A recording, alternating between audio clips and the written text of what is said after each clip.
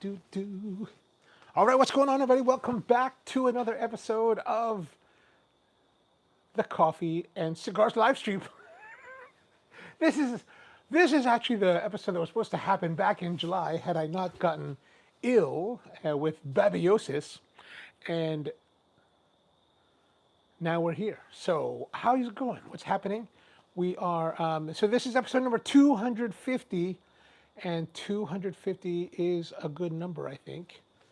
Finally, after so many years, 250. So it's 250, and we would anyway. But yeah, awesome. Today we'll be having the Diesel Vintage cigar, one of those.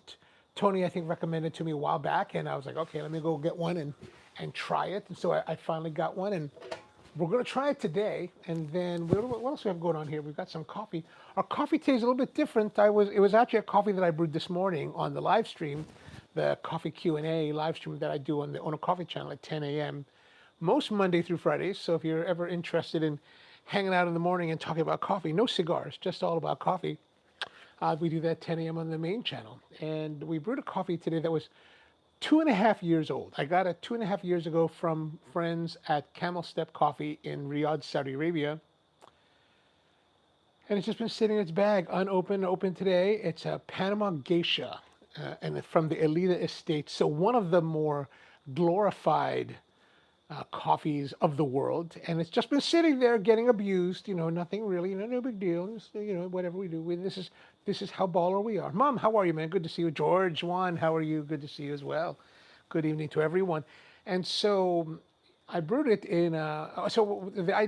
We were playing around with recipes this morning about old coffee recipes, and this recipe that I came across was a 1-to-7 ratio, which is 50 grams of coffee to 350 milliliters of water.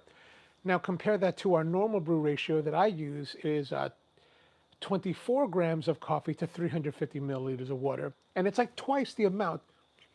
And I figured that the reason that they were doing that is because they feel like the coffee is losing its flavor profile, so they want to add more coffee to bolster that.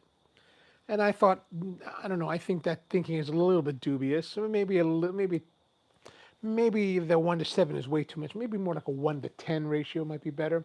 And that's kind of what we bore out this morning, is that the 1-to-7 was just too thick, too brute force. It's just no finesse, nothing really that pleasant. So, but I kept it because I thought, let me see let's try that as an iced coffee for tonight's live stream. And the difference between iced coffee and cold brew, you might be wondering, like, what is cold brew? What is iced coffee? Iced coffee is kind of a generic term. At Spro, we kind of like delineate between the two, as iced coffee is something that we would make using coffee brewed unintentionally for iced coffee. So let's say you brewed a big batch of like regular coffee, then you let it cool down, chill it, and then serve it with ice, versus cold brew, where you're actually making a brew under low temperature brewing, sometimes cold, but sometimes just room temperature, and that's more of the cold brew. And so it's a different approach and a different way of doing it, a different way of thinking. Tony Masato, how are you, Dan? Good to see you. Buddy's with us. Oh, the video looks very nice. All right, good. So I'm using the iPhone 15 Pro Max, and instead of having the selfie camera side, because YouTube's streaming doesn't flip. Like if I use my phone and I'm using the selfie mode, I can set the settings so that it shows it right side up instead of mirroring. YouTube, for whatever reason, doesn't. YouTube Studio doesn't do that. And so I've kind of tried to abandon that, and I'm using my laptop, streaming to the laptop. Well, I'm streaming from the phone, and then the laptop is connected to the phone's tethering.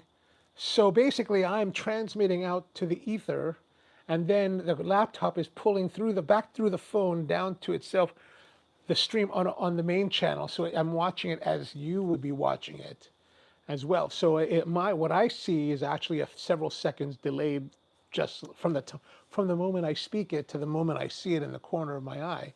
It is a few moments behind. So yeah, that's what we're doing. And then I'm also using the microphone again. I've got the Rode video mic. This is the Rode Wireless Go 2, and I did a stream where I was using, so this is the second version of it, right? There's the first version, the Road Video Mic Go, whatever they call it. And I had the first generation, and this is the second generation. The second generation will feed from the transmitter to whatever device via USB-C. And I just presumed one day when I think maybe it was last week or the week before, that it was doing the same thing with the first generation. But I had been thinking about it since that stream that I tried using it, and it didn't work. That I was like, oh, it doesn't work. So maybe it was one of the morning streams. But it doesn't work. It doesn't have that functionality on the first generation. So this, I think, hope sounds better. The coffee for tonight, Brian, is a Panama Geisha from Elida Estates in Boquete, Panama. This is a coffee that is grown by the Lamastus family. And the Lamastus patriarch came to Panama from Kentucky. He's actually American, part of the whole colonial thing, imperialism, blah, blah, blah, blah, coming in, taking over land. But the Lamastus family is very, from my, I don't know them personally, but my friends are friends with them. And they all say they're very generous people and very knowledgeable about coffee, but they grow very nice quality coffee in Panama. And the geisha specifically is like part of their calling card. And if you're not too familiar with the geisha is a coffee that really started emerging in 2005. My mentor at the time, or my mentor in the business, was one of the buyers of the first lot of geisha coffee. And the geisha coffee in 2005 was like broke world records. People were like, I can't believe you guys paid that much money for coffee. That's outrageous. You people are crazy. It's nuts. It's insane. And the price of the coffee in 2005 was $21.75 a pound at an auction price, which at the time really was the most ever paid for coffee. Now $21.75 is very, for Panama Geisha, it's a very modest. Like a friend of mine from Saza Coffee, Taro was, last year he bought Panama Geisha at the auction for like $2,500 a pound. It was 100 pounds, so he paid 200, maybe $1,000, but whatever it was, no, $25,000 a pound. He spent he spent $250,000 on a small, I think, 100-pound lot of coffee, or whatever. It was really crazy. Like, people go crazy at these auctions and buy these coffees, and they're very like tea-like and delicate. Now, this coffee, like I said, was roasted 2.5 years ago, so it's a very different coffee than it was at the time. It was a coffee that we used at the Saudi Arabian Cup Tasters Championship. Actually, I got this coffee, that same episode that we did where I was sitting outside at 3 in the morning in front of the Ritz-Carlton Hotel. That's when I got this coffee. That's the trip this coffee came from. And it should be kind of interesting. So like I said, we brewed it with this high brew ratio. And so it has been sitting around. It did get a little bit cloudy throughout the day, but I personally think that the brew ratio is a little bit too heavy, but I didn't change it. But if you add water to it, people call that bypass. I just call it dilution. But you can whatever you do, it's still the same thing. You're changing the ratio of coffee to water. But I didn't change it. I kept it the way that it came originally because we're going to be putting it over ice. And that is something that, it's going to be over ice, so it's going to melt a little bit. And over time, it's going to probably change and get to it. So I've already got it brewed, and here's the ice in our thermal cup. And we're just going to pour it all in.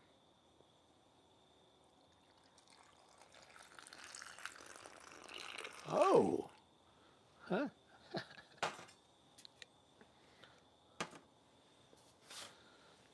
Brian says, I didn't get to watch the entire episode. How was the coffee that's brewed for the Congress?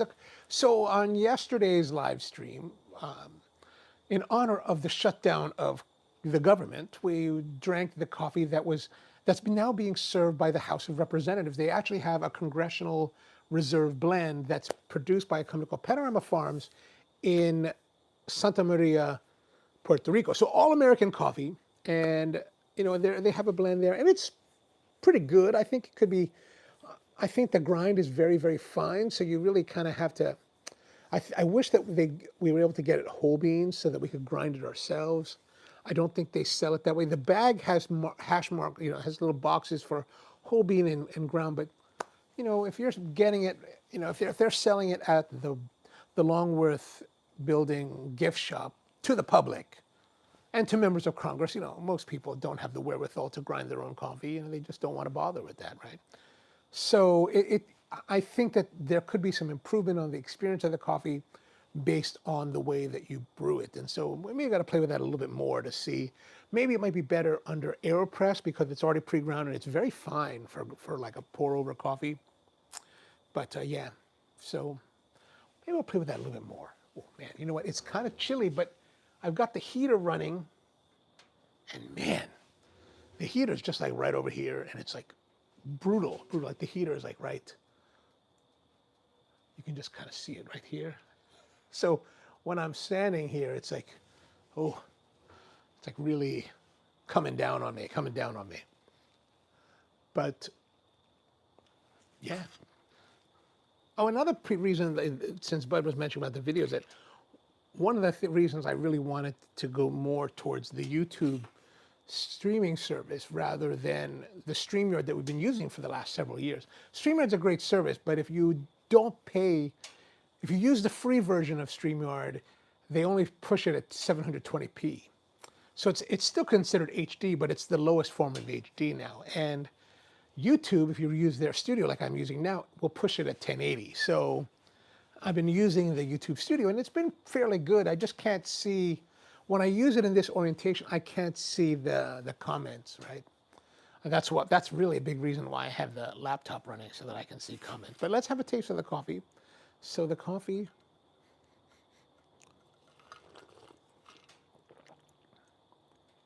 so there's kind of like a dry fruit character. Now this coffee is what we call a natural processed coffee. So unlike washed coffee, which is majority of the coffee that's sold in the United States is what we consider washed. And washed coffee, so if you're familiar with coffee, is a seed of the coffee fruit. Technically it's a fruit, right? So the two seeds are inside the whole thing.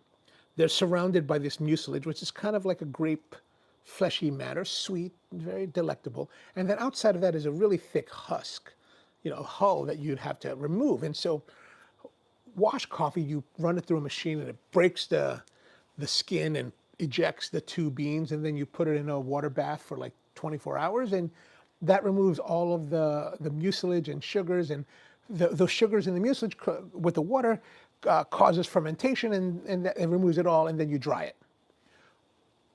With natural processed coffees, you do none of those things. You just take the ripe cherries, coffee cherries, and you put them out in the sun and you let them dry for like 21 days, and then they dry, they wither, and they get all like, dry and crinkly, and then you use a dry mill to hull the seed, to hull the beans clean. But by doing this, because you've left on not only just the hull, but also that mucilage layer, that fruity pulpy layer, it kind of will impart fruit characters to a coffee. Now, some people in the West don't like that, right? Some people in the coffee business are of the position where they believe that any coffee that has fruit character, natural process, is fermented and therefore a defect and should be eliminated from consideration. I say that's hogwash. Like I've always liked the fruity coffees, the natural processed coffees. It's always been amongst my favorites. And this particular coffee is very nice.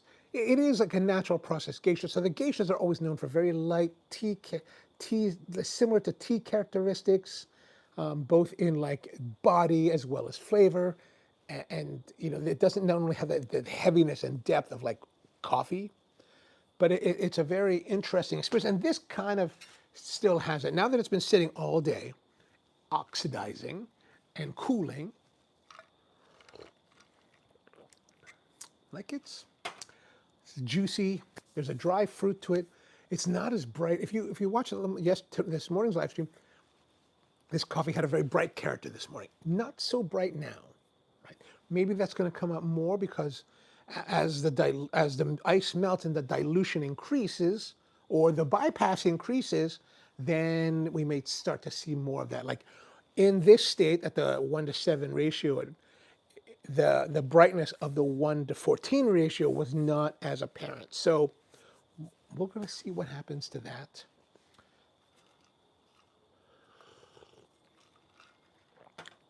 But yeah, yeah. And you know, it wasn't until just like before I got on here that I realized that, I think I wore this shirt last Thursday, right? I think this is the shirt that I wore at George's birthday party.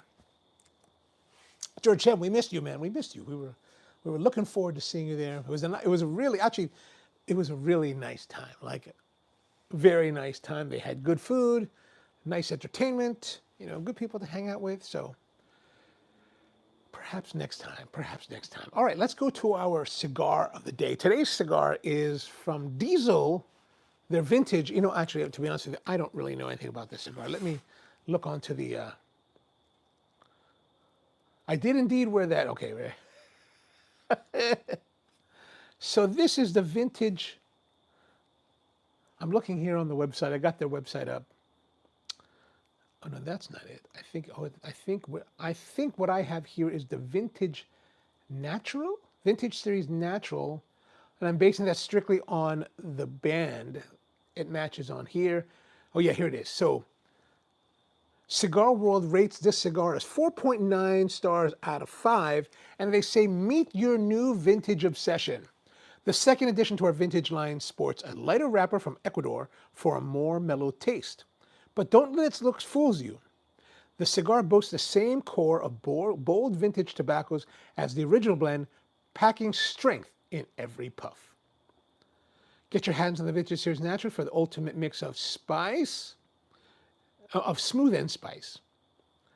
All right, so what they say, Diesel says about the cigar, they say that the body is medium to full, and the blend is a Ecuadorian Habano wrapper with Esteli Habano binder, and then fillers from Jalapa Habano from the Jalapa region. Habano from the Jalapa region of Nicaragua. So all of the fillers, all of this, except the wrapper, everything comes from Nicaragua, from two different regions. Esteli, which is kind of central, and then Jalapa, which is kind of to the north, right?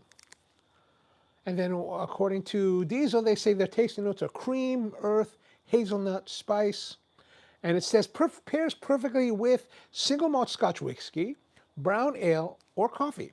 So I think we're good here. Now this one, I'm thinking that this, it says here on the back. Diesel, it does say Diesel Vintage Series Natural. I don't know why I didn't notice that. Diesel Series, Vintage Series Natural. I'm looking at the barcode of the small label, and I can no longer read the small numbers. But I'm going to guess this the 775 by 49, because it's fairly thin, which is the double Corona. Right? So that seems like a double Corona to me. So we're going to get our score sheet out.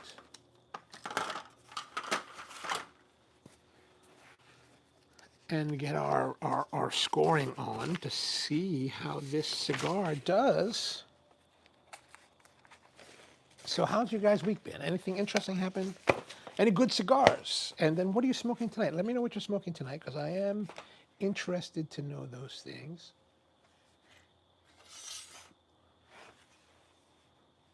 It is a vintage natural, says Tony. Okay, good. George says, enjoying a Taktuai Kohonu 2012 sweatshirt is engaged with hood in the upright position. Not real thrilled. No, yeah, definitely not really thrilled. Like I walked out here and I was like, ooh, it's chilly. It's chilly. Last night I was out here, actually. It was not this chilly. I was like, man, terrible. George says, I wish I could have made it last week. Unfortunately, I had an emergency meeting. Oh, no worries, man. No worries. Just know that you were missed. All right, so we're going to take this out. I'm having trouble with my humidor, right? Like, normally, like in summertime, usually no problems. Very stable. But this summer, and even to today, like, it's getting kind of humid in there. So I like leave the door open, like lately. I'm just leaving the door open just to let it flush out whatever this extra humidity is. All right, here we go. This is the Ecuador Habano wrapped vintage natural Diesel. Has a little bit of a pigtail on the cap, open foot, very tobacco-esque fragrance with some spice on it. like a spicy spice, like a what's like a pimenton. What is that? Pimenton is Spanish for I think like a paprika kind of thing, right? Actually, that's quite interesting. Could be the 6x46 Rabito. Is that what they call it? Maybe. Tony says, from George's birthday, Latelia, Cote de Oro, Toro, and Vanilla Dr. Pepper. Vanilla Dr. Pepper. What is going on over there? George Brightman's with us. What's going on, George? How are you doing, man? Good to see you. Tony says, with the pigtail, I would say is the Rabito size. Okay, very good. Rabito. I'm going to write this down now before I forget. Rabito. All right, we're going to look at the wrapper color. Wrapper color is fairly kind of on the light-ish side. I think the fragrance is really very nice, like good intensity. Like I'm interested to smoke it based on what I'm smelling, right? All right, now we're gonna cut it open. I've got my Tonino Lamborghini cutter here that my cousin gave to me for Christmas many, many years ago. Maybe, God, it must be 10 years already. But I know I've showed this to you, but I still think it's kind of fun. Like I just found it in a case not too long ago, and you pull up on the bowl. Oops, and it opens up, kind of double guillotine style. George says, I can't stay. It's TNF. Oh, yeah, understood. Understood. Good to see you, man. Good to see you. So we're going to cut the cap off. You know, George, by the way, before you run off, I'm really sorry. I just haven't been kind of busy this week. I just haven't had the time to sit down to get that video file done. But tell Patrick I have not forgotten him. I will get to it. I'm going to try to get to it maybe after this, hopefully. So there's our cut. Oh, man. That is very nice. Even with a little bit of sweetness, like a sweet and peppery, spicy kind of character.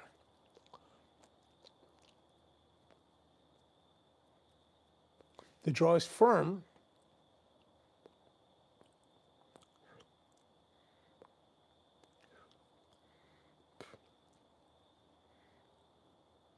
Like I get a sense on the tongue with the cold draw of some kind of something, but it's not very pronounced.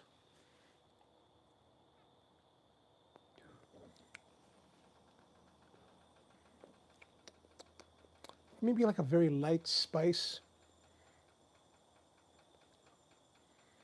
All right, we're going to light it up using the official Saints and Sinners lighter.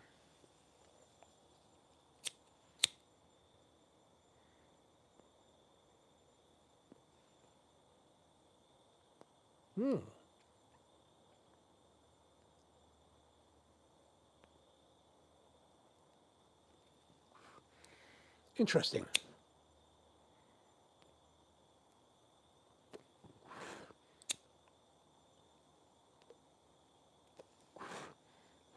So on the very first couple puffs, as I'm lighting this, I got a flavor that's very familiar. Actually, it's interesting. It's a flavor that was that I find to be very reminiscent of the regular line of Tatuaje. Like it just kind of had that kind of character to it.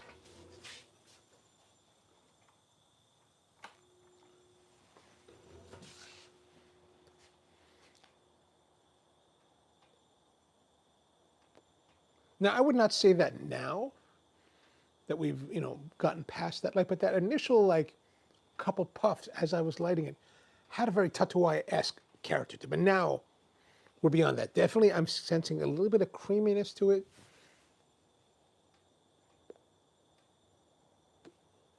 Yeah, it's definitely not Tatuaje-esque anymore. That's not meant to be pejorative of a statement. I mean, it is its own thing, and you can taste that.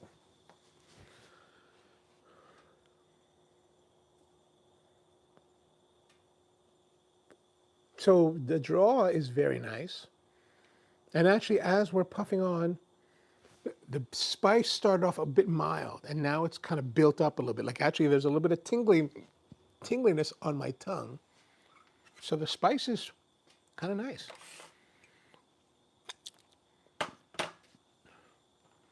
So cold draw was kind of low.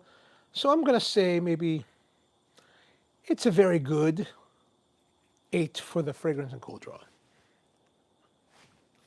And I need to sharpen this.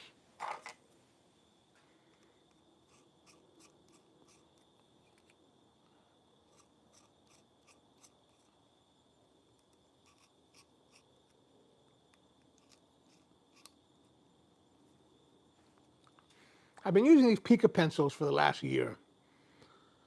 And they're like lead pencils. This is the big one that has like a, I don't know, 9mm, 0.9mm lead. So and there's a little sharpener on the tip, and you just kind of sharpen it. They work fairly well. The only problem that I have with these is, while they're nice, when you, even there's a little nub here, right? There's a little nub right there that's supposed to stop it from rolling. It's not big enough because it will just roll over that and roll off your workbench onto the floor, fall the 3 feet to the floor, and invariably the lead breaks. It's like, ah. So, actually, I had been playing around with this other pencil. There's a pencil called Blackwing, and this is the Blackwing Pearl. And I bought this a while back, like months and months ago, from Bertram's Inkwell down in Rockville. Because Bert was like, yeah, you know, these are like the new hotness in pencils. So I was like, oh, let me buy one. I'll buy this Pearl one. And it turns out that there's different, like with any pencil company, there's different leads, different hardnesses.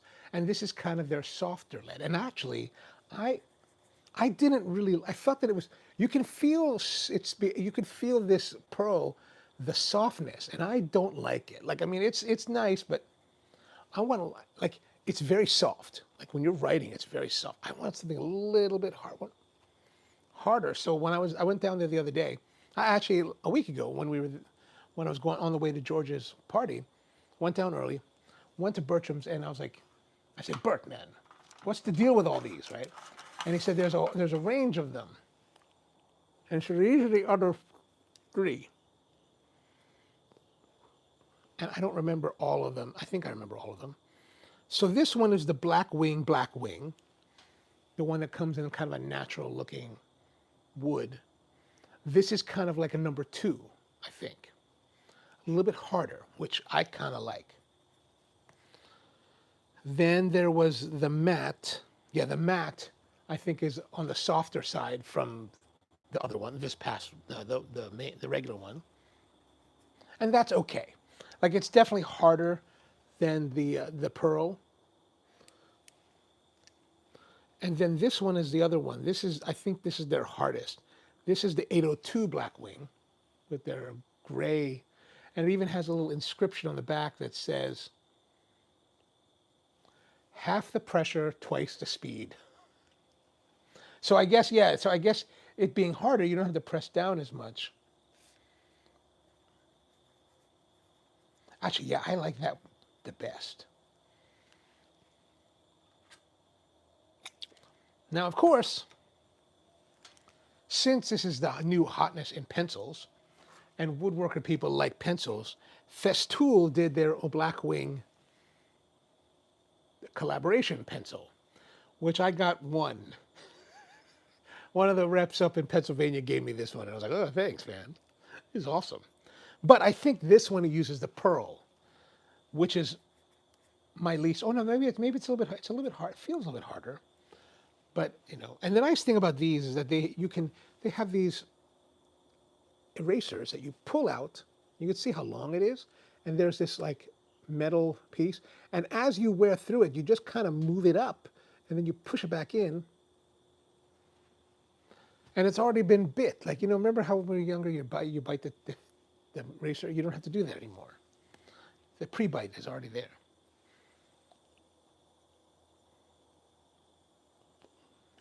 Well, this pencil won't roll off the table. Well, yeah, I guess it won't.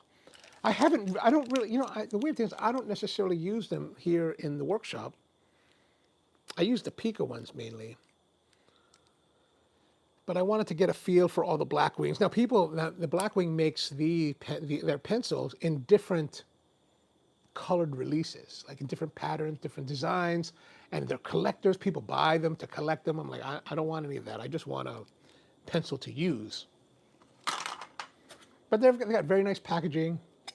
They kind of taken the Apple approach to pencil packaging, so they got nice packaging. They even have this clip for your notebook. Like you just clip it onto your notebook like this. I got this the other day and I was like, oh, that's kind of cool. And then you just take your pencil and just kind of, fairly decent. Fairly decent.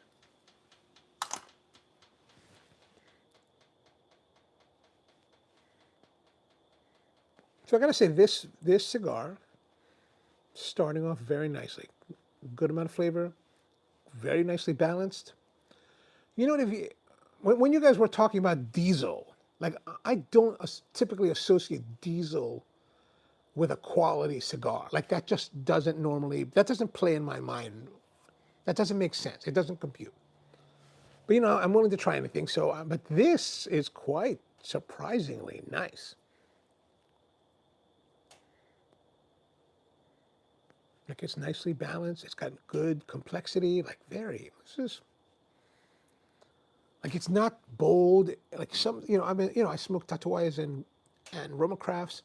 Those tend to be very bold cigars. This is not like that. This has some boldness. It's like if we think of boldness, like let's say Roma Craft is the bold of what I've just talked about. Roma Craft is like the boldest. Then most of the Tatuaya is like below that. This is like right there, but very expressive. It's also one of those cigars that's not necessarily giving you individual flavors, right? It's not like highly identifiable individual flavors. Again, this is more like a nice melange of flavors. And I use that term with some cigars because, and now that I think about it, I wonder, like, when I use that term melange to describe the flavor, I think that tends to mean that I like the cigar. Which I would say that right now, in this beginning of the first third, I do find it very, very, very pleasing. Tony says that that's representative of the new diesel collaborating with AJ Fernandez. And you know what, man? This AJ Fernandez dude, man, everything that I try of his, there's always something interesting on offer.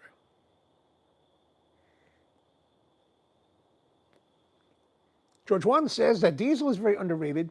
AJ has made several of their blends. The diesel Maduro put some hair on your chest. Ooh. Bud was kind enough to give me a diesel rage the other day, and that diesel rage was what is the kind of cigar that I would equate with diesel.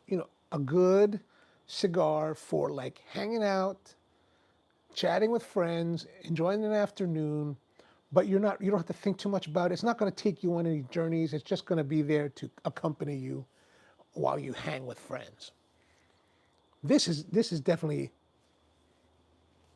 a step above that.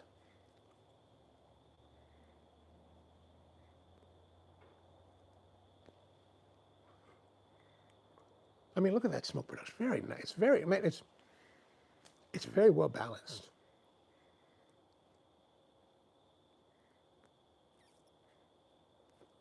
And maybe in some respects, it kind of reminds me, and maybe only just because it's so different than the core line, but George's 70th birthday cigar from Pete was very, to me, I feel like there's some correlations between the two.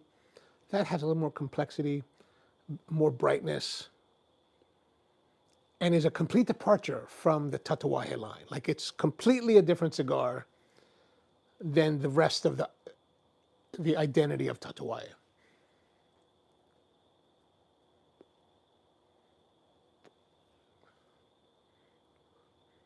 George says that the diesel you're smoking is around $10. Oh, that's not a bad price.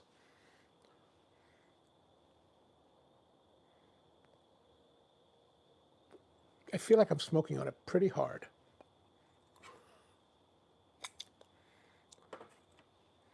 Let's see how it goes with this with the coffee.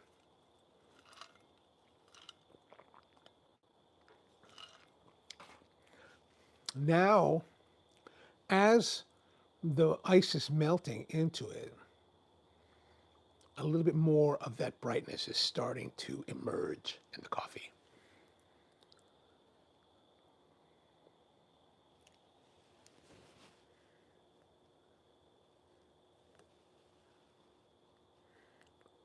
It's quite nice. But we are getting a little bit of bend here on the ash. So I'm going to tap it down so that I don't have to worry about it falling on my floor.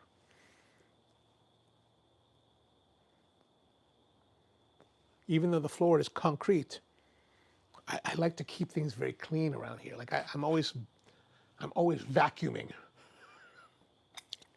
I'm like obsessed with keeping it clean and orderly.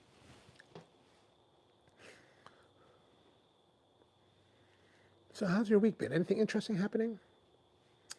I've been thinking a lot more about sharpening, right? In the form of like chisels and plane blades and even knives. Like I've got all this, like I bought, over the years, I have bought like whetstones, Japanese whetstones for sharpening knives. But I never really got to do it. I never really did it, right? Because it's just intimidating. It's just a very intimidating thing to do. But lately, mainly because I got this chisel and hand plane from Japan when my brother went there, I'm like, I better do it. And then I bought this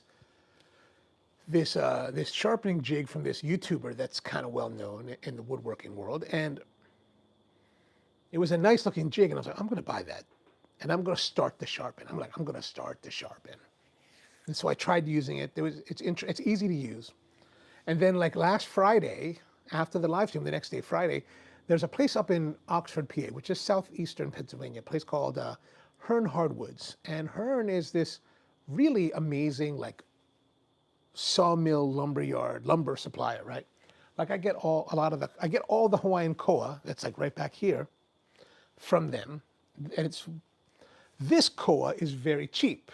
They sell it by the pound for $4 a pound. So it's kind of cash, whatever cutoffs they have, you can pick through them and find what you want. But koa itself is wildly expensive. It's like $50 a board foot or more. This is a way to do it for relatively cheap. So anytime up in that area, I'll stop by. But last week, they had their big open house. So when they have big open house for like 2 days, to this week, this year was like Friday and Saturday.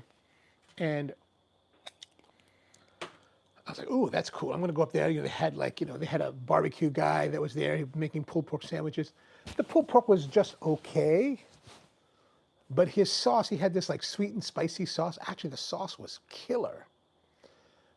The pork was okay, but the sauce was killer. And they had a lot of demonstrations, but they had a lot of vendors too. And there's a company from Maine called Lee Nielsen, and they make hand tools like hand planes and chisels, and they're some of the best made out there. They're kind of like in the hand tool world, they're kind of the equivalent of Festool, right? So they're pretty pricey compared to other ones, but not terribly so. However, like if you get a high quality, what people consider to be a high quality hand plane from, let's say, like Veritas, it's going to cost you like $250. The same style of plane from Lee Nielsen will cost you probably $300. So at that price differential, it's like, well, why would you buy the lesser one, right? Just buy the one just a little bit more. I haven't bought any because they're pricey. $300 is a lot of money,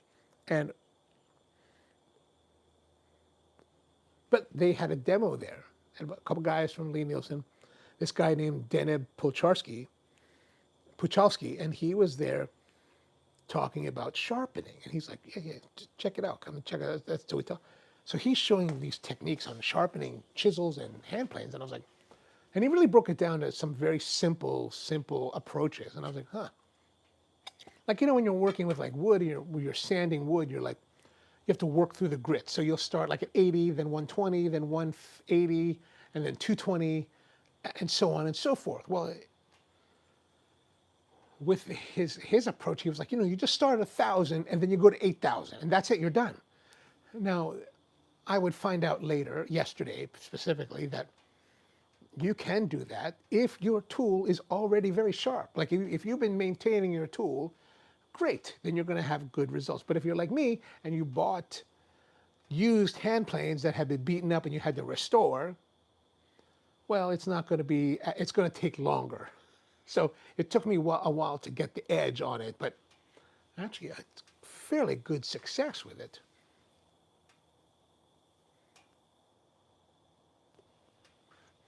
Brian asks, have you replaced the grinding wheel yet so I can bring my, oh, you know, bring your lawnmower blade over.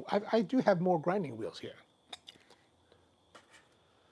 There's a big parking lot sale next week. Actually, where is it?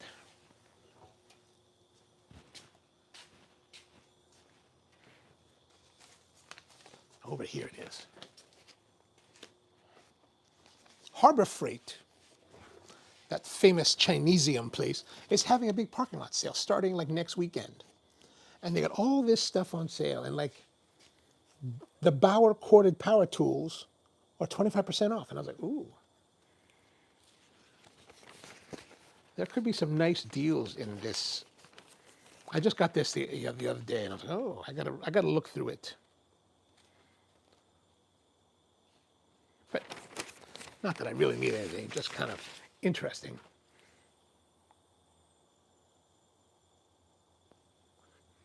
Tony says, speaking of barbecue, in your travels, did you ever go to the Hershey's Farm Market for? I have not been to the Hershey's Farm Market for anything. I've never been there. I'll have to try to remember that next time I'm up that way. I feel like I need to go to Paul B. Hardware again. Maybe someday. But I did have, I made some ribs finally. I have this smoker that I've had for like 20 years now. And I haven't used it in a while. So I was at a Costco and they had on sale these like St. Louis style spare ribs for like 20 bucks. And I was like, whoa, it's a huge pack. So I bought it.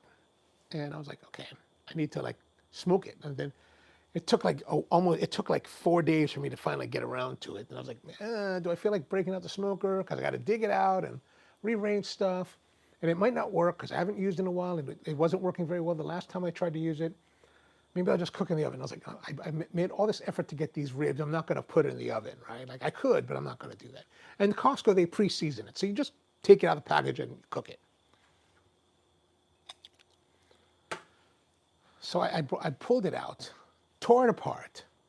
And what had happened is that it's a Traeger feed system on this Cook Shack smoker. And the Traegers have these augers that force the pellets through a little channel and into the firebox where it burns. And depending on what temperature you set, that changes the auger rate to go faster or keep it slow, and then to feed the fire. And the temperature probe relays that information back and blah, blah, blah, blah. But over the years, there maybe water got down in there or something, some kind of wetness. So in the actual auger channel, whatever pellets had been there had been exposed to some kind of moisture, swelled, were totally and they just basically had swollen to the diameter of the tube and was rock hard. I was like, oh gosh. So I busted out my drill and I just put a bit on it and I shoved it in there and just drilled it out, got a little awl, dug it out, and was able to free it, lubricated it, did some basic service to clean everything up and make sure that it's all running well. And then it worked perfectly. It was perfect, easy. But it took a lot of cleaning, And then like 5 hours later, the ribs were ready. And I don't know if this is like how Costco normally does their ribs, because mind you, it did take 4 days, at least 4 days for me to get to them. No, is that right? I think I bought it on a Friday. No, I bought it on a Saturday maybe. And I did it on a Friday. So maybe almost a week of it just sitting in its packaging with the seasoning on it. So when I finally finished cooking it, it was, even for me, it was a little bit salty. And I was like, it's a little bit salty. But I'm wondering if that might have been just the amount of salt that they put in normal, or was it just that it sat there long enough that maybe it wasn't necessarily salt, but just the seasoning penetrated more than it would have had you cooked it right away. Tony says, well, they're closed for the season, so you have to do it next summer. But it was the best Texas-style barbecue I've had in the area. Oh, I had the barbecue at Hershey Park. There's actually a barbecue joint inside Hershey Park, and that was pretty good. Does that mean we're smoking turkey? We can. We absolutely can if you want.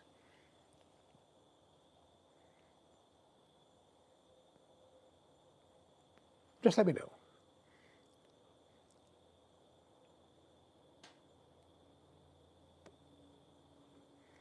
So definitely there's a creamy aspect to this cigar.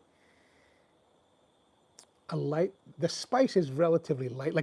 It's kind of like a little bit sharp, but it's overall it's relatively light. Like you can feel the sharpness on the tongue, but the intensity of the spice is fairly low. Like it's not overwhelming. Like it's not powering onto your palate. It's just kind of like letting you know it's there, just kind of working with you.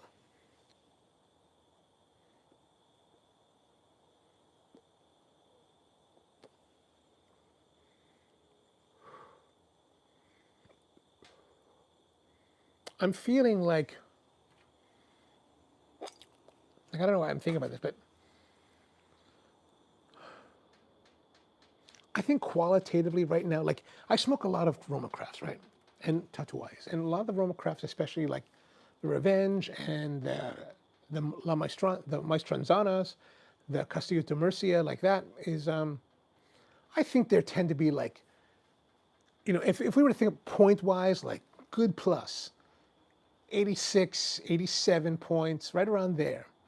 I feel like this cigar is the same, right? But it's the same qualitatively, but experientially, it's very different. It's not like those two cigars. It's if anything, it's closer to Tatuai than it would be to Roma Craft. But on a qualitative level, I think they're very much similar.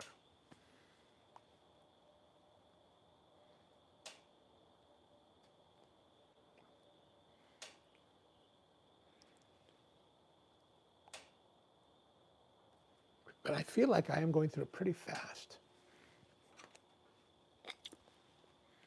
I had one of those little teeny La Riquezas yesterday.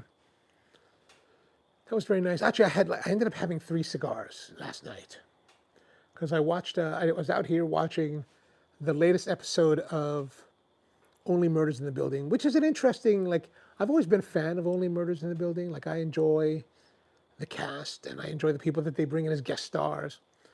But this year, I feel like the story is probably not as good, but I think I just enjoy watching them rather than necessarily needing an immense story to follow along. So I watched that. Because and why I say that is because if I think about like what is this season about, and I don't really, nothing really stands out. Lester died. Lester died, and what is happening, and yeah. I finally finished the series Alien Earth. If you haven't seen that, and if you have any interest in the Aliens movies, like I'm not a big Aliens person, right? So to me, I was just watching it because somebody told me it was really interesting, and I was like, well, it actually was pretty darn good. I really enjoyed it, and I'm wondering where they're going to go with next season. They didn't kill as many people as I thought they were going to kill.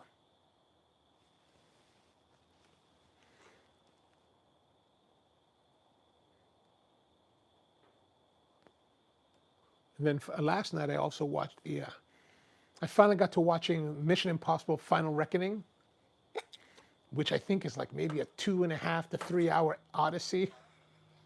I don't know if you saw that, and I don't know how I missed it in the theater. Like I remember 2 years ago, I know how I missed it in the theater because it's been 2 years since the other one came out. Like 2 years ago, I saw the part one of that, and I was like, okay, that's good, that's good. I want to see the second one. And then last summer came and nothing happened. I was like, what the hell's going on here? And then I guess when this summer came around, who cares? Too late. But I got it and I watched it, and I actually really enjoyed it.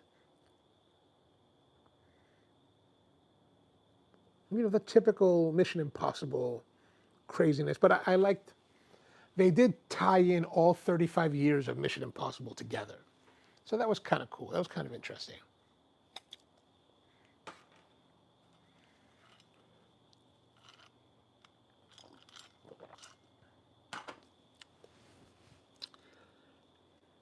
what else been happening?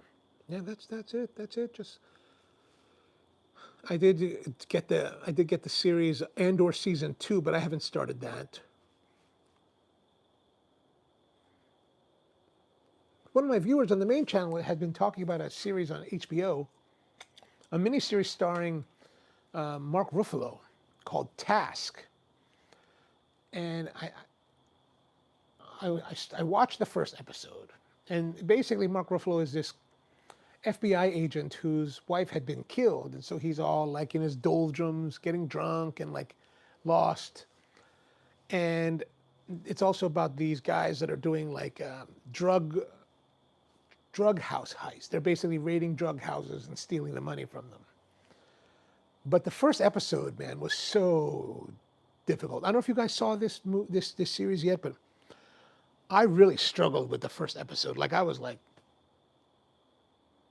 I'm smoking a cigar, and I'm smoking a cigar, and I'm already like,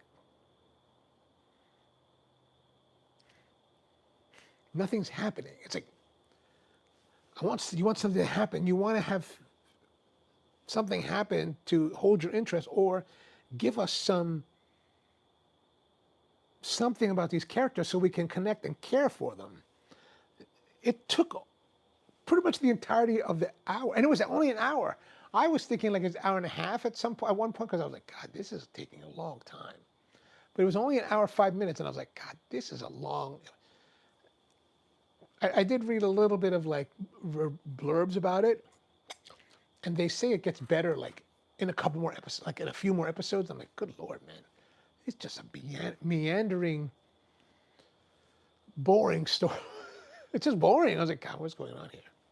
I don't know if I can watch I don't know if I'm so not enthralled by the first episode that I'm like, do I really want to watch the rest? Take that time when I could be doing other things?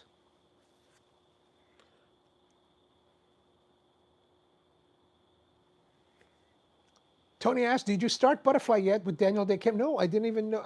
Did you mention this before? Because if you did, I totally have forgotten about that. But no, I've not seen that. Like I said, that my issue is that there's just not enough time for me to watch a lot of these shows.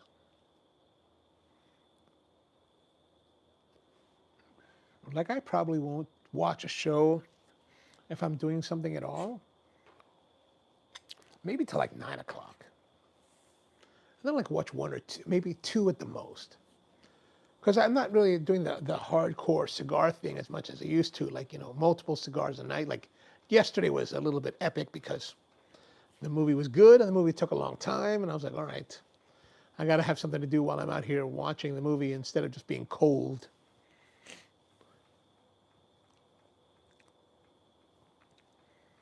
But, I want it to be good. I want something to be good. Okay, so I think we're good with the first third. So let's have a review of. Now body, I think it's kind of more of a light medium body. And I'm going to say it's 8.5. So very good plus. Flavor, I think flavor is also right around the same era, 8.5. It's not, it's nice. It's very good.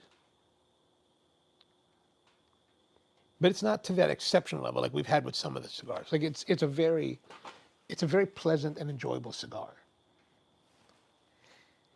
But and that's why I was saying, like, the cigars that I normally smoke on a regular basis, I think are in this same kind of category. I mean, the draw is very nice. Smoke production is good. It's now it's not even 9 o'clock, and I'm already here, so I am a bit concerned about the size. Like, how long is it going to take me how fast am I going to go through this? Brian's asking, Steve, are you out there yet? Let us know, Steve, and if you're here. So I got this package the other day from my shoemaker, because when my brother went to the Philippines and to Asia back in July, I gave him some shoes to give to my shoemaker. And I was like, because I bought these shoes like 2 years ago when I was there last in 2023, and I had them make these pair of shoes, and they're nice, but the problem is that so when you make shoes, they make a last, what's called a last, and the last is what they form the leather uppers and sole around. And when you make the last is meant to be a reflection of your foot. So basically reproduction of your foot. And the more you work with your shoemaker, they'll make adjustments to the last to reflect the foot. Well, the last time that I was there, the owner was like, well, we're actually making a change. We're changing our lasts. And I was like, why are you changing your lasts? You shouldn't. And I'm thinking to myself, you shouldn't be doing that. And now I had my first pair with them was in 2014. So by this point, we're nearly 10 years into it. Like 3 pairs of shoes and 10 years into it. And so I was like, the last pair that I got from them was beautiful. Like the fit was just fabulous. And it's a journey. Like with anything, any kind of partnership, it's always a journey. Like the first pair of shoes were very good, but there were some things that could be improved. Second pair of shoes, definitely an improvement. Third pair of shoes, we've reached the point. So when I told them I wanted to order another pair, I was like expecting it to be made on those lasts. Well, then they were like, well, we're changing our lasts. And I was like, why are you doing that? I didn't really complain because I figured, okay, I'm going to trust them. I presume they're going to make new lasts based on the old lasts. And unfortunately, it was kind of like going backwards, right? Because the shoes were nice, but they didn't fit snugly. They were loose. And I was like, because around the uppers were just kind of loose. And these weren't regular shoes. These are what they call mules. So they're open back shoes. They're kind of more like big, nice leather slippers with heels rather than a fully form-fitting shoe. And I was like, oh God. But they made them for me, and I picked them up and I took them home. I mean, they made those in the time that I was there. I was there for like maybe 3 weeks. So I certainly appreciate the effort, but and so I finally got to the point where I've been wearing them, and they're kind of, you wear shoes like this and they're not snug, you feel like they're going to come off. So you don't feel as comfortable, right? You don't feel as confident in your gait. And so I was like, So I told them about that, and I was like, my brother's coming back. I want to send the shoes to you. Just kind of tighten them up or something. Get the old lasts, put them on there, tighten it up, right? And because I know Steve Dudaklian from Beatles Leatherworks down in Falls Church, I know you can take the shoe apart and then reform it, so you don't have to do too much to it. It shouldn't. And I was thinking it shouldn't take too long. My brother's there for like 2 weeks. It should be 2 weeks. Well, they were like, well, we need more time, and I was like, you need more time? Just refinish this. Just refit the shoe. But they were like, we're going to make you a new set. It's like, okay, fine. You don't have to. I don't mind just having the old one. So finally, this is in July, like early July, like right when I got ill. Oh no, it was maybe end of June, because I think they left when I was ill, or I dropped them. I dropped them off at the airport, and then I got ill. So it had been like 2 months, and they finally sent it to me. And I was like, okay, good. The problem is, so these are shoes that I've already bought, that have already been in America, that I sent back. They sent them to me. I had to pay duty on these things. I was like, son of a gun. And I was a little bit irritated because my cousin is there now, and I told her, I said, hey, I have these shoes there. If they're ready, can you bring them back? And I was going to tell them, just send them to my cousin in Manila, and she'll bring them back to America. And I'll avoid any kind of charges or anything like that. Well, they just shipped them without, letting me know they were ready. And I was like, oh, wow.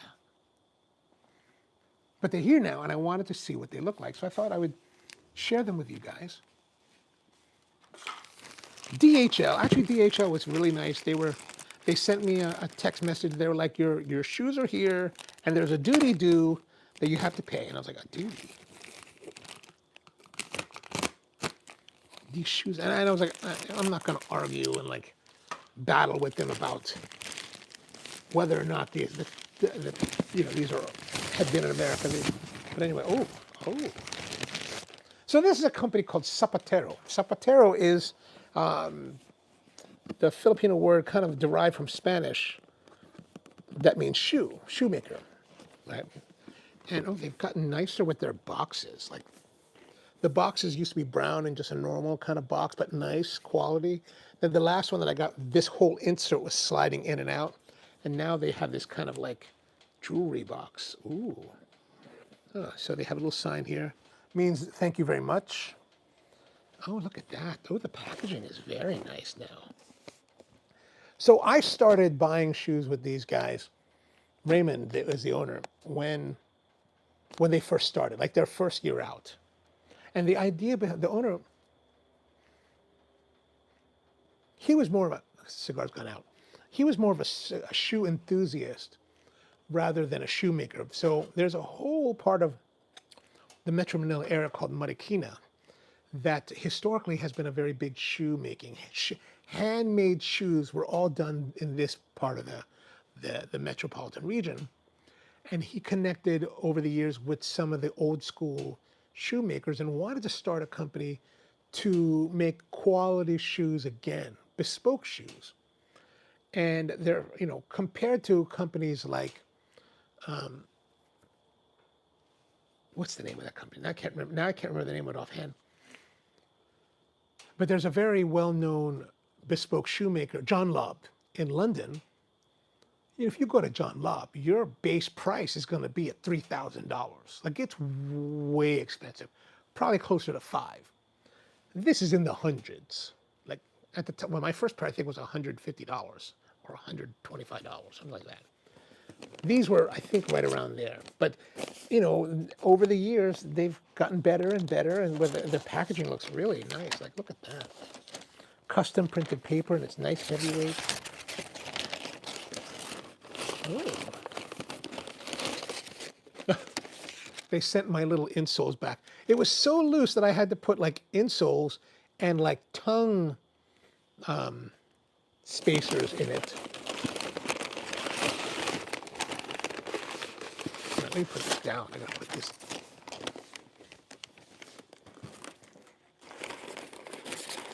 Oh, there's a lot of paper.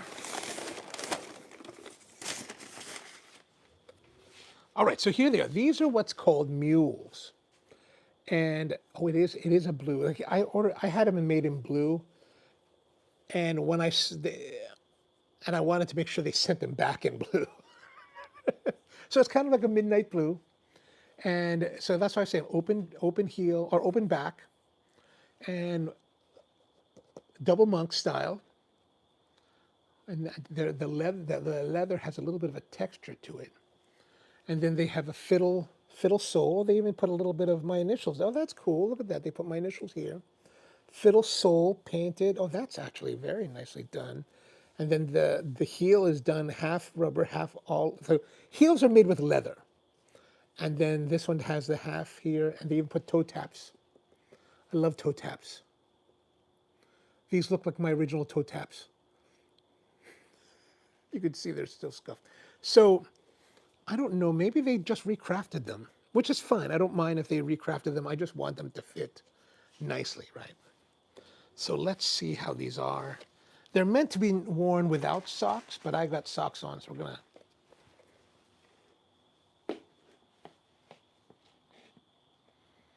Okay, that's more snug. Now, I did tell them back in July, I was like, could you send them to me as soon as you can because summer is going to be over and my window for using them will be limited.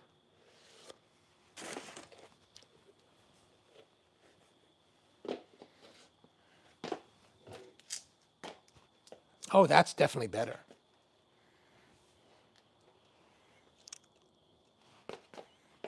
Oh yeah, that's definitely better. Here, I'll show you what they look like. You can kind of see there, I think.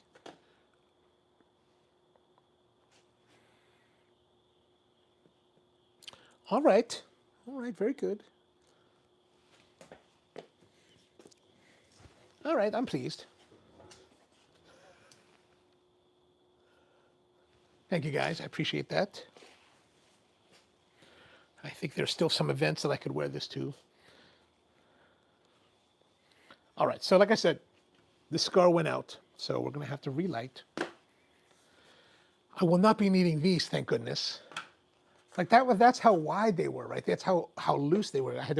I put those soles in, those insoles, and under the tongue of the shoe, I even put like cotton pads. They have these pads that you can fill it out, and man, it was still like a bit loose. I was like, gosh. All right, we're gonna do the Cirillo lighting.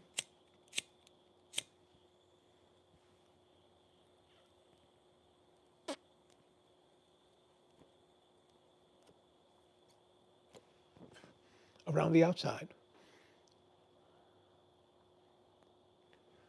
Oh, thank you, Mom. I appreciate that. All right, so, of course, you relight. There's a slight bitterness, more pronounced on that first puff, but it did relight, so that's a good thing.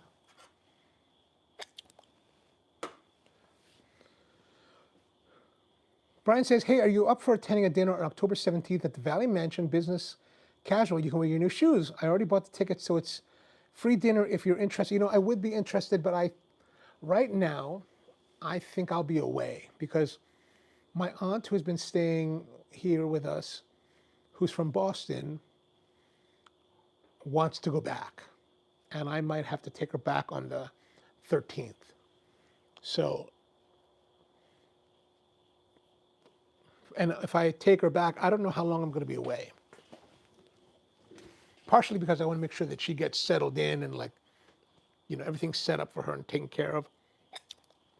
Because she's older and I'm a bit concerned about her welfare. But you know what? The woman is very headstrong, very mentally sharp, and wants to live her life. She wants to live her life, and I certainly can appreciate that. So yeah, but I imagine that I'll be there for at least a week. So I probably won't be back until to do that. But I appreciate that.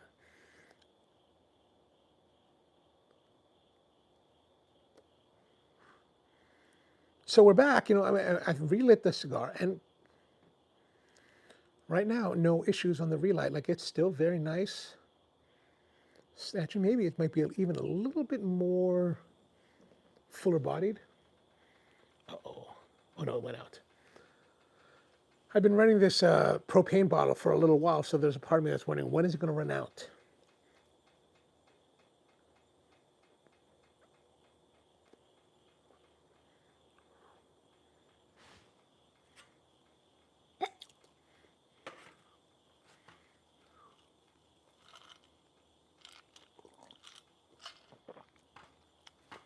Yeah, as the coffee melts more, I'm going to add more to it. It has gotten more bright.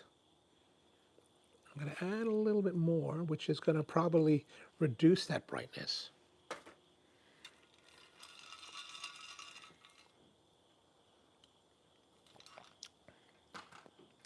Oh, maybe not so much.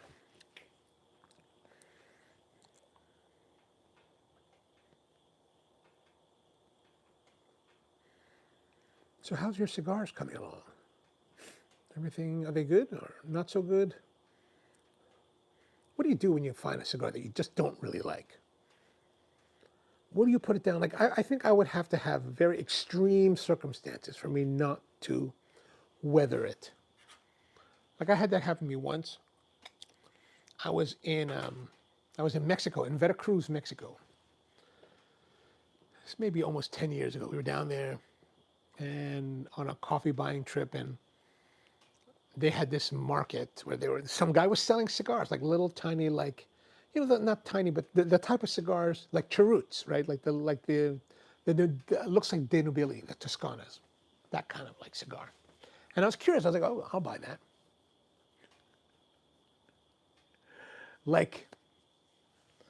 We talk about manure characters in tobacco.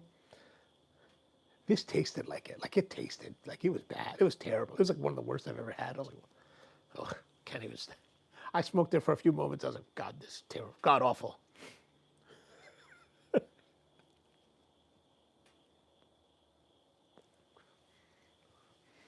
Brian says, Steve must be working late tonight. Oh, man. Well, it is only, what, 6 o'clock? Oh, no, yeah, it's only 6 o'clock, so maybe he'll be here soon. I don't think he normally comes on until after 6. Tony says, burning fingers on the Tatuaya, so I had to switch to the LFD Cameroon cabinet number 1. Nice, nice.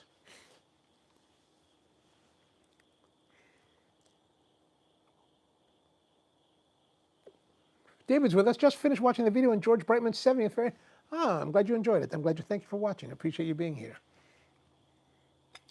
Yeah, that was a really interesting, like I remember when I was standing outside doing something, because, I've known George, very well for quite a few years now, maybe good.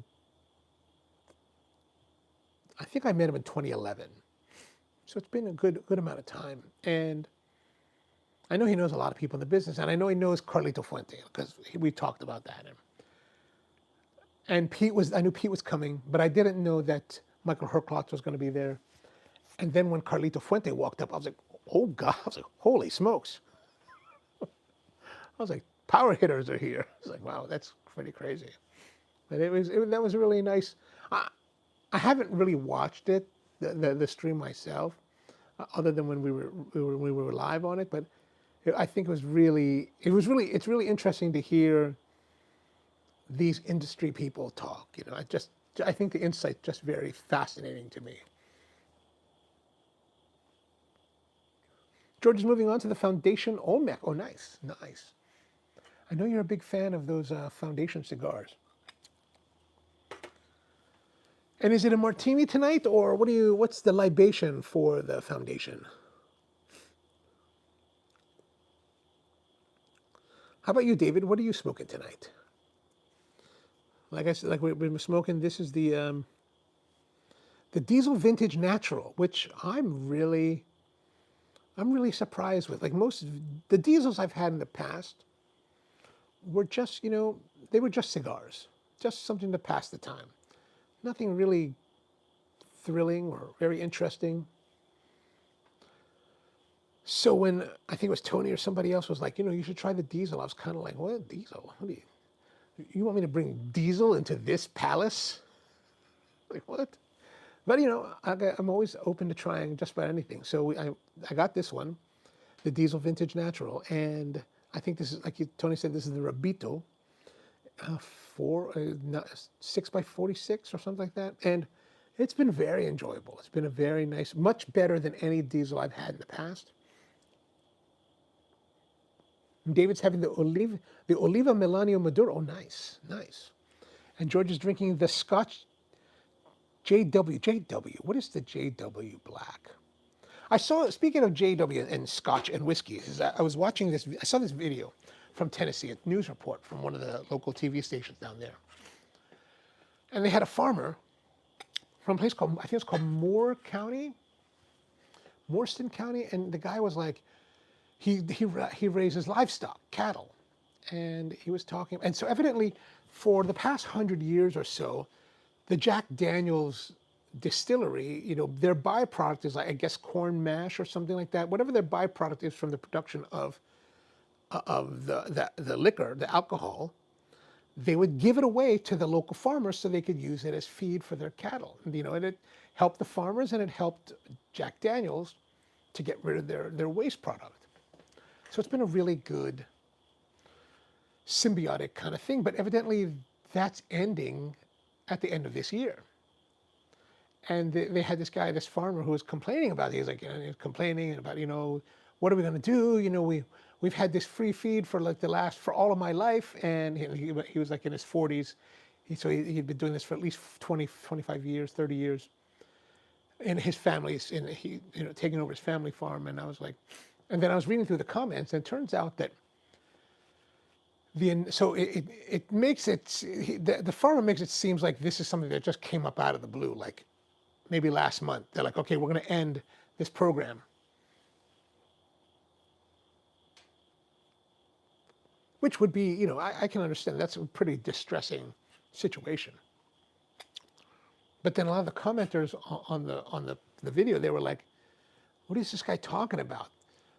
Because what's happening now is that Jack Daniels is now going to sell that waste product to an energy company, which is going to convert that into something. I don't remember exactly the detail, but they're going to sell it to this company. I'm pretty sure this company is going to, make a product and then sell that and make a profit at it, or use that to burn. I think maybe it's used to burn fuel, because it's an energy company, like maybe one of the utilities. And the commenters were like, "What are you?" The commenters were kind of brutal, because they were kind of like, what is this guy talking about? Jack Daniels and this energy company announced this program 4 years ago. They had 4 years. So the farmers had 4 years to prepare for the sunsetting of this program. And I was like, wow, it's like, what is this guy complaining about? He had free feed all this time, and it's interesting. But I was like, oh man. And then there was a couple other commenters that were like, I'm a livestock farmer in other parts of the country. It's like, we have to pay for our feed. You just got to suck it up. I was like, oh. Johnny Walker, gotcha. Oh, see, it's gone out again. All right, here's where they fall down. Tony says, check your old show notes, because I believe you really enjoyed the Maduro, which is a San Andreas wrapper of the same. Oh, you know what? I think you're right. I think we did a diesel vintage. But I guess what it is that it's hard. I'm going to take the label off. It's different, for me and maybe this is like something that brands have to, may have to contend with, is that I think I do recall now when you mentioned it that we did do the diesel vintage and the brown wrapper couple of years back, and I would presume that maybe you're right, that we did have positive results from it. But I wonder, like, something like a company like Diesel that's releasing a lot of cigars. Like, let's make the presumption that Diesel has released 2 cigars that are really nice, the vintage and the vintage natural. But everything else is just kind of mediocre. It's kind of meh. It's good, but nothing to like get wild about. Something to buy them special at CI, so you have a bunch of cigars at the ready, which I think is an important aspect of anyone's collection. But it's not one that you think it doesn't bring high regard, I think, to a brand. And so, like, one cigar over the time, maybe one cigar is not enough to make an impression to overcome the other stuff. Maybe that's what it is.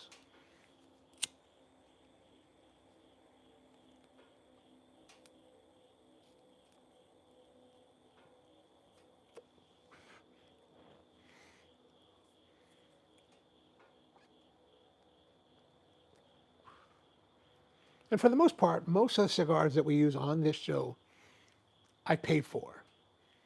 Some cigars I don't. Like, there's this series of cigars from Privada Cigar Company were not given to me by Privada, but they were given to me by Mum. So sometimes it's just, people's generosity, but not typically any support from the companies themselves, the brands themselves.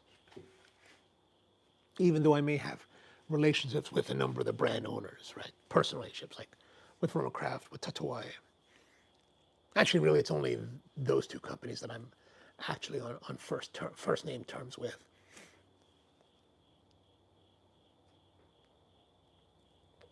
David asked, can you compare this one to other AJ Fernandez?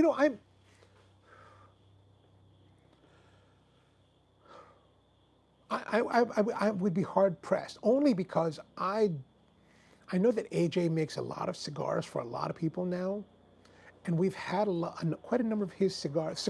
We've had quite a number of cigars that he has blended and worked on or done for other people that we've sampled in the show. And I always recall that being surprised at how much I enjoy cigars that are made by AJ Fernandez. So I can't say that necessarily which of those cigars I would compare to, because I don't know them enough, right? Like, perhaps my deficiency in reviewing or just talking about cigars is that outside of the show, I really tend to gravitate towards a very limited range of cigars, only because I have them here at home, and that's what I like to. So when I'm smoking on my own, I want to smoke what I'm greedy for, right? Like I used to have a big box of 40 sticks of the La Maestranza, and I remember when I finished the first half of it, and I was like, I need to be a little bit more reserved in this last half. And last night I smoked the penultimate cigar of that box, and I was like, oh gosh, I only have one more. I'm kind of hosed. So, and I don't smoke as much as I used to. Like there was a time when I smoked all the time, like every day, three cigars a day. So there was always a lot of opportunity. But now that has changed over the last couple of years, where I'm only doing like maybe one in an evening, and maybe only 2 evenings a week. So when I finally, and plus this show, and then plus one, so when I finally get to doing my own cigar, it's like I do get greedy. Like I'm just like, I want to smoke the hits. Right? Like I want to smoke what I know is going to be good for me. And you know, yeah. So my apologies that I'm not able to give a better correlation, but I will say that in a lot of the AJ Fernandez cigars, typically under other people's brands, that have come through this show, the results have usually been very positive. I mean, I don't think there's been a time when it wasn't. I know that's not quite an answer to your question, but that's really the best answer that I can give without making it up, right? I mean, the closest thing I would say this, the correlation that I would say this, and it was really based on the first puffs during the initial lighting of the cigar. There was a characteristic during that moment that reminded me of the Tatuaje Brown label, the regular core line of Tatuaje. There was something that was very similar in character. It's not, as the cigar progressed, there's definitely divergence. And I would say it's maybe character-wise closer, but a little bit brighter, a little bit lighter than the regular brown label Tatuaje, but without that kind of spice. Tatuaje's got kind of a little bit of spiciness to it. This is a lot more toned down in the spice. But I think it's very good, like very enjoyable. And I wonder, to Tony's point, like I wonder, like of all the diesel cigars that I may have had, and I don't recall a lot of the diesel cigars that I would have had, because to me, a lot of diesel cigars are just not that memorable. So I may have smoked them and just kind of moved on because maybe they were at a good price at the cigar shop at the time that I was there. And I just was being cheap, and I was like, well, let me just buy this one, and I can use that while we're hanging out. But let's say, in all these mid-sig diesels, I may have had these two, this one and the original vintage, are the ones that may be the standouts. But because they're so rare, it doesn't really it doesn't really play in the mind as well, as like top of the mind kind of thing.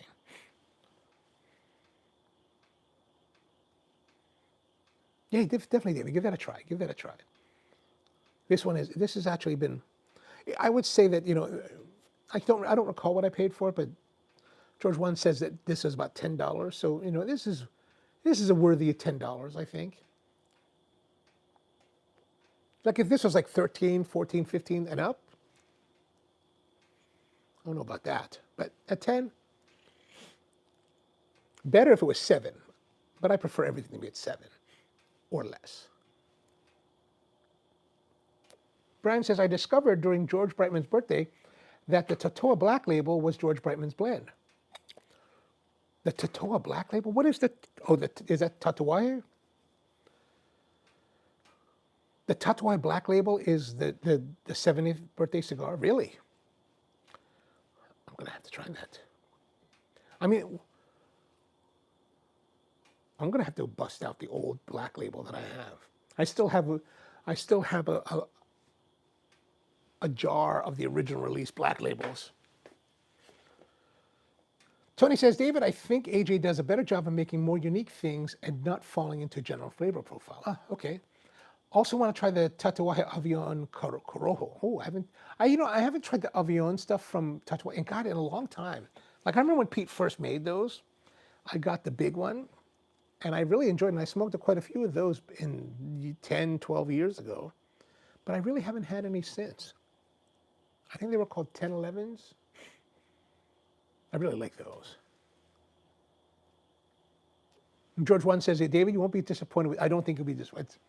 It is a very nice, actually, I find a lot of simpatico-ness with the Tatuai core brands, like the red, the black label, the,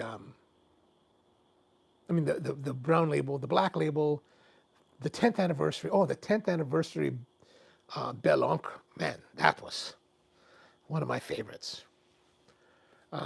He used to make a white label, but I don't think he makes that anymore. I haven't seen that. Also, he also makes something called the El Triunfador. So they have a Triunfador Robusto now. Man, I have been tearing through those as well. It's been like, so that's what I had last night. I had a Triunfador, no.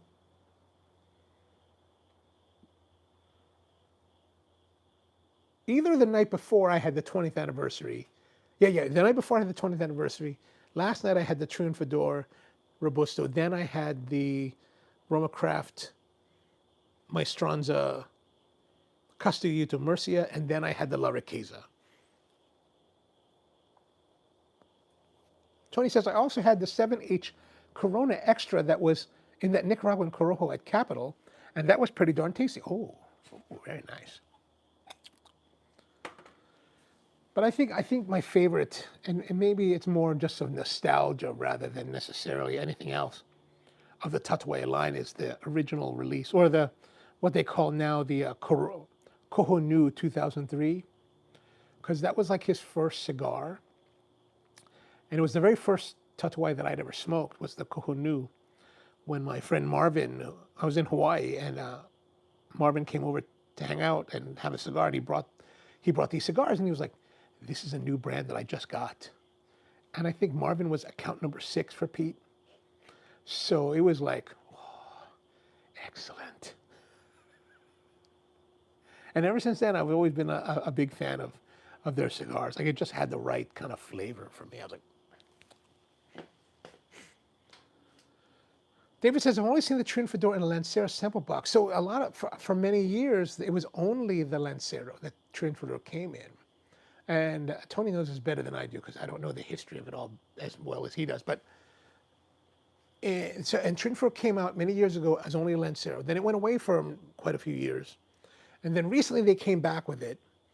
And then now they have two sizes, Lancero and Robusto. And the Robusto, man, the Lancero is very good. Robusto is so good too, so good.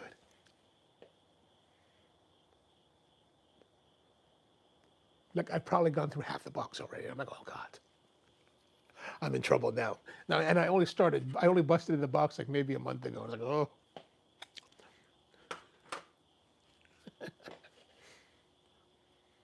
Tony says, I haven't had the T110 Corojo yet. Ooh. Who has that? Do you have that at your shop or not yet? Brian says, the black label in the jar was George Brightman's blend. Oh, all right, all right. I will have to try that out. Tony says, the original Cojo Nu,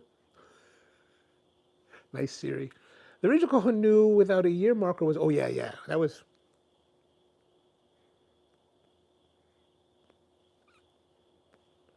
the tits, as they say in the United Kingdom.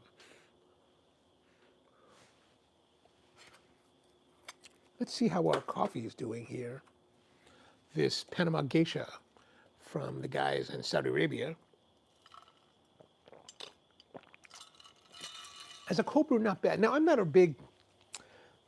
as a coffee drinker, I'm not a big fan of like bright coffees, and this is definitely in the bright coffee range, but it's still very good. It's still a very, and I think that it's better now as a cold brew than it was as a hot coffee this morning.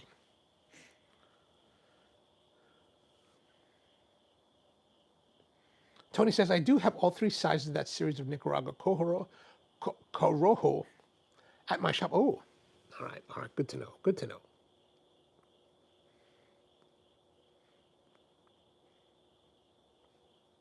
So right there, we had a little bit of combustion issues. Like, I don't think it's overly hydrated. I mean, we didn't have the combustion issues early on, and maybe the combustion issues starting because I'm talking a lot more in this later part of the smoke than I was early on. But I felt like it almost went out that moment. Hmm. And it did go out now. So this will be our third relight, and actually that last cold puff brought a little bitter notes. Let me blow through it. So we're going to relight here using the Cirillo method, which is basically to keep the ash and then light around it. And the first time that Cirillo told me about this, I was like, huh? Because I used to knock off the ash and then you'd have that hollow and then you kind of light it and you have to get in there and get around and it would be like kind of hot and like a little bit burnt. But by lighting it this way, normally it becomes very clean. But let's see, third time, who knows?